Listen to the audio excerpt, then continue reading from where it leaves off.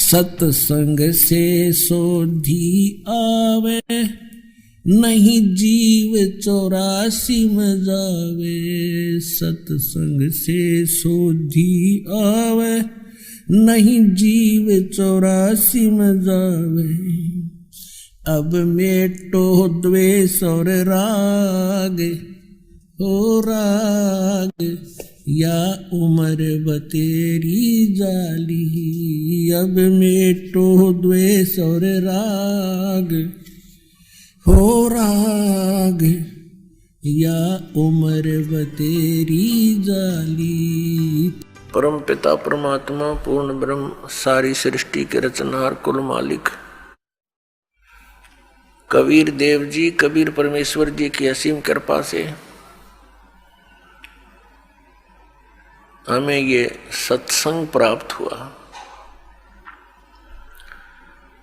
पुण्यात्मा,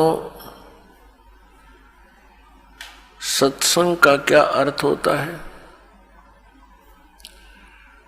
सीधी सी बात है, जहां पर सत्य का साथ हो, सत्य का आधार हो, उसको सत्संग कहते हैं। तो ये सत्संग अध्यात्म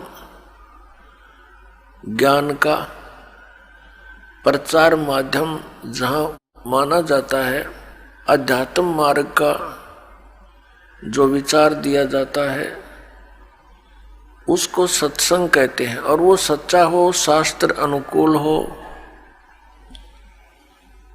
प्रमाणित हो,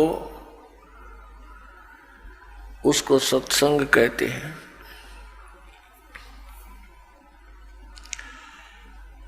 अभी तक जितना भी ज्ञान सुना था वो अज्ञान था,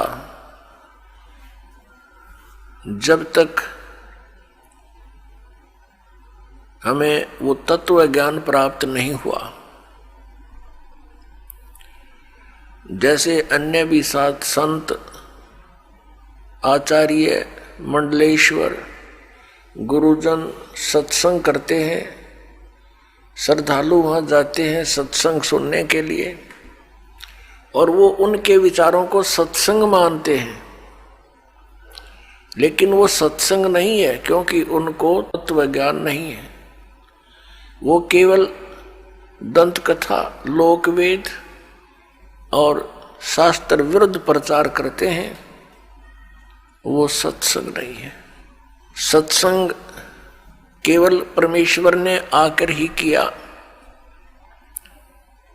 कबीर परमेश्वर जी ने, असंख्य ब्रह्मांड के स्वामी ने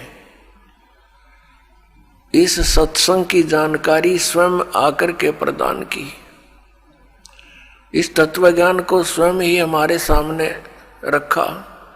लेकिन उस समय हम अशिक्षित थे, और हमारे गुरुजन जितने थे पवित्र हिंदू धर्म के, वो संस्कृत के तो विद्वान थे, लेकिन अध्यात्म ज्ञान में वो शून्य थे, 0/0 थे। उस समय हम परमात्मा के उस तत्व ज्ञान को, उस सत्संग को समझ नहीं सके, और हम परमेश्वर को सिंपल एक गुरु, संत और कुछ एक व्यक्ति, उनको केवल कवि तक ही सीमित किए हुए हैं। तो अब पता चला वो तो परमात्मा थे। तो उस समय परमेश्वर वही तत्व ज्ञान सुनाया करते थे जो आज दास आपको परमेश्वर का दिया हुआ वो ज्ञान सुनाता है। और परमेश्वर के दिए हुए उस ज्ञान को प्रमाणित करने के लिए कि ये सच्चा ज्ञान है, जो परमेश्वर कबीर देव जी ने, कबीर साहब ने 600 वर्ष पहले वर्णित किया था, अपने मुख कमल से उच्चारण करके वो सच्चिदानंद घन ब्रह्म की वाणी बोली थी, वो तत्व ज्ञान बोला था, वो सच्चा था और सच्चा है और सच्चा ही रहेगा। उसके समर्थन में अपने उन पवित्र सदग्रंथों को दास आपके रूबरू करता है। जिनमें वो ज्ञान आज विद्यमान है और उस दिन भी था।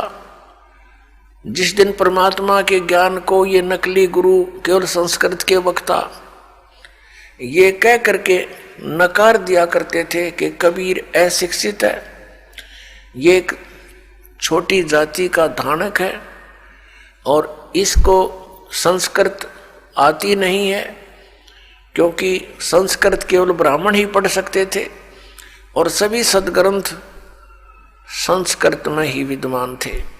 उनका ये दाव लगा रहा और हमें भी ये असमंजस हो जाती थी कि सचमुच कबीर साहब संस्कृत नहीं पढ़े और इस कारण से ये सद्ग्रंथों को तो नहीं समझ सकते।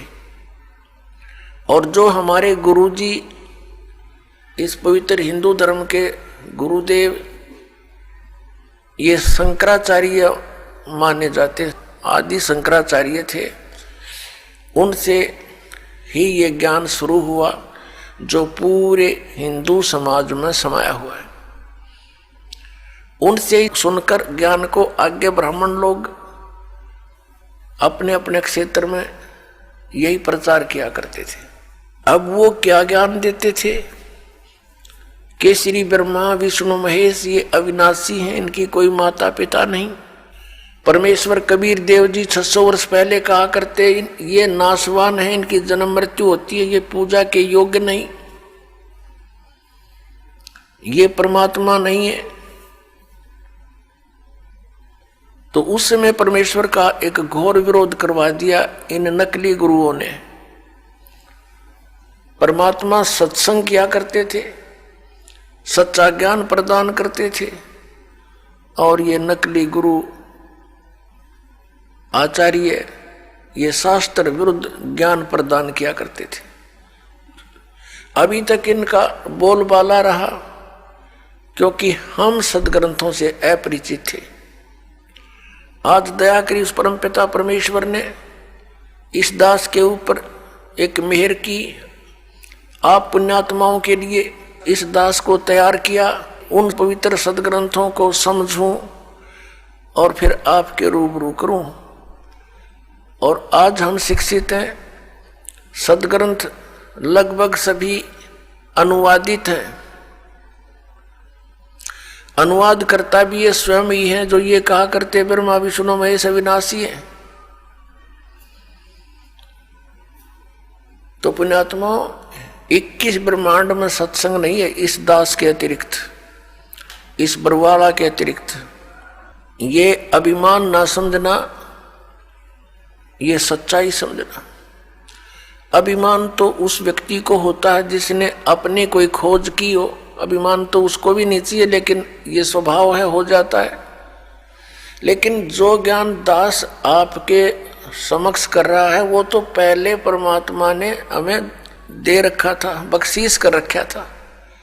दास तो उसको समझा रहा है कि भगवान ने ऐसा 600 वर्ष पहले कहा था और आज हमारे सद्ग्रंथों में भी प्रमाणित पाया, उस समय उनमें भी लिखा था।